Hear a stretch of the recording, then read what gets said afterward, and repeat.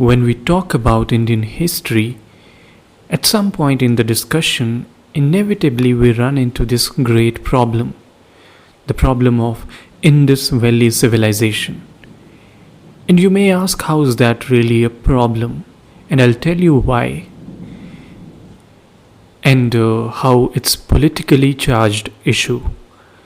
So there are two explanations that we get.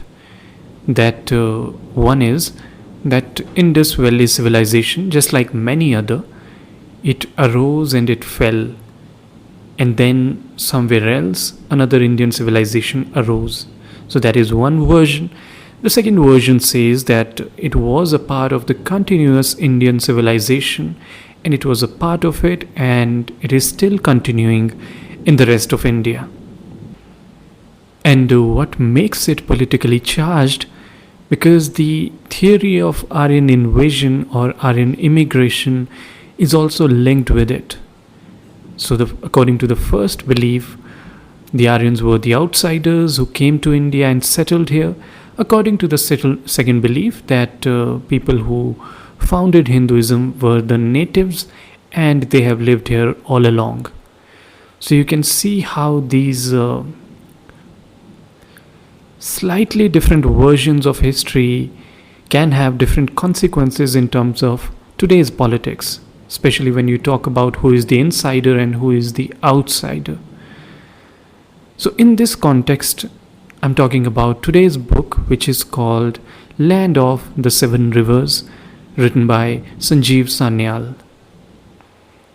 And although this book is particularly about the history of the geography of India, we get certain clues about the Indus Valley Civilization.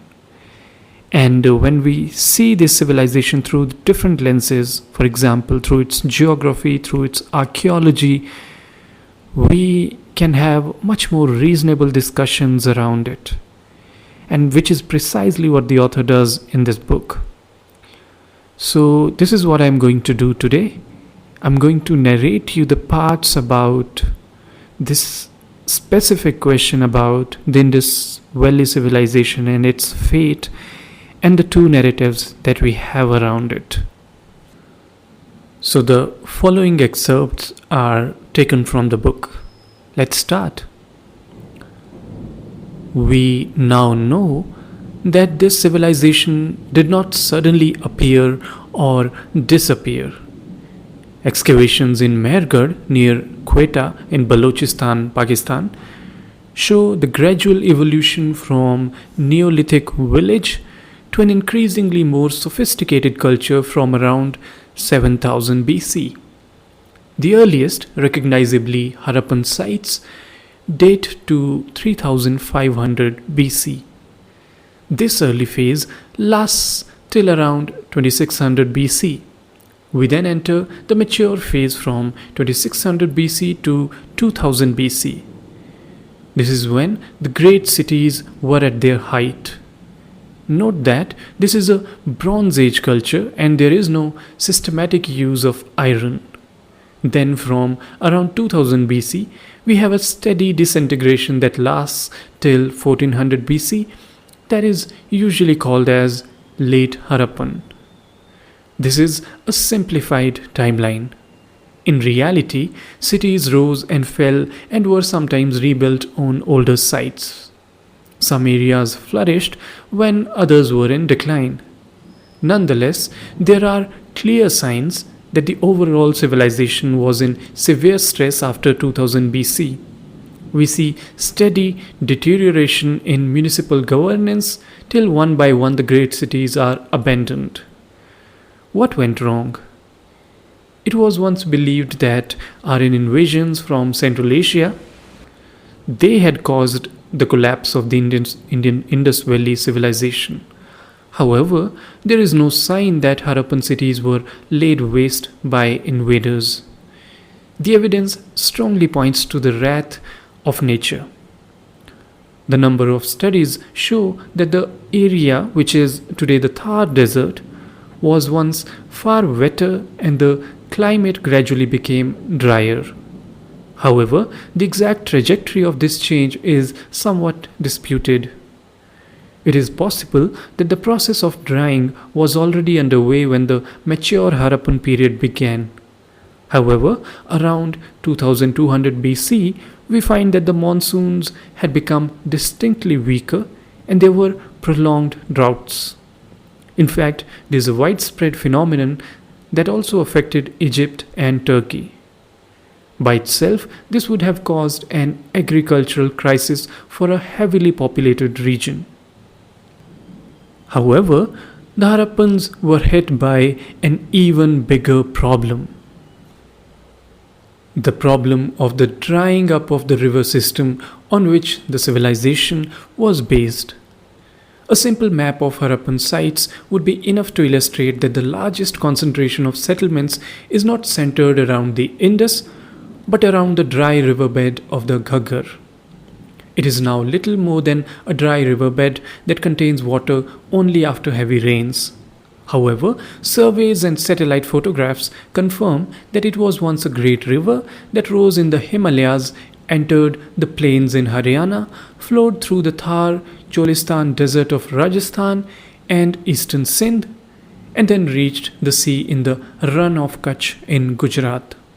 Indeed, the strange marshy landscape of the Run of Kutch is partly due to the fact that it was once the estuary of a great river. Although much of this course is now dry desert and often hidden under sand, satellite photographs show that there is still a substantial amount of underground water along the old channels.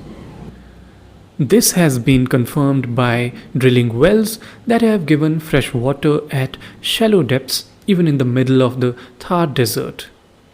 The Ghaggar emerges from hills just east of Chandigarh but is joined by a number of other seasonal rivers in the plains of northern Haryana. There is evidence that the Ghaggar and or some of these rivers were perennial in ancient times. Moreover, satellite images show that both the Satluj and the Yamuna once flowed into the Ghaggar, which would have made the Ghaggar a mighty river. However, at some point, the Ghaggar appears to have lost its main sources of glacial melt from the Himalayas, even as the Satluj and the Yamuna, its largest tributaries, abandoned it for the Indus and the Ganga respectively. Tectonic shifts appear to have played a role in this. As a result, we find that the river no longer flowed to the sea. The Ghaggar may have struggled on with the help of rain-fed seasonal tributaries, but even these failed as the climate changed. The sequence of events may have taken decades or centuries to play out, and different parts of the Harappan world would have experienced different subcycles.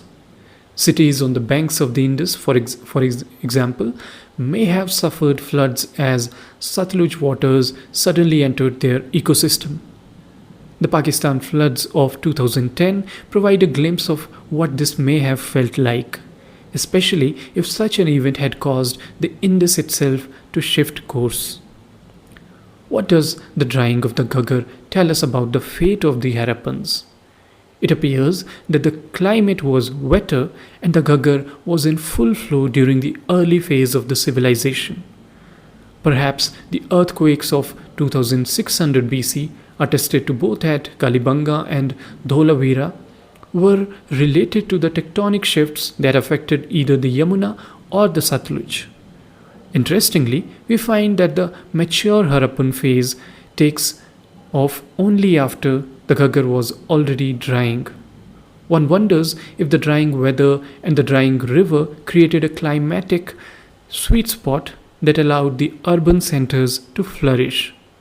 This may explain why there is a dense concentration of mature Harappan sites in the Thar desert around the time we think that the Ghaggar may have already started to dry. Unfortunately, around 2000 BC, conditions again took a sharp turn for the worse. Eventually, the lack of water began to weigh against the Harappans. Their carefully managed cities began to disintegrate and they began to migrate. This would not be the last time that cities in the subcontinent would suffer from the vagaries of too much or too little water. One can imagine long lines of bullock carts heavily laden with personal belongings leaving their old villages and cities in search of more secure future. The scene was replayed in 2010 when Pakistan was devastated by floods. In the north, the Harappans moved northeast to the Yamuna and Ganga. In Gujarat, the cities in Kutch were abandoned in favor of new settlements in the Narmada and Tapti valleys to the south. The late Harappan sites show a degree of cultural continuity, but there is a clear shift towards smaller settlements. The old urban sophistication has clearly broken down. Thus ended India's first experience of urbanization. So, where did the Harappans go? The archaeological evidence suggests that they slowly drifted east and south, and that their culture and genes lived on in India.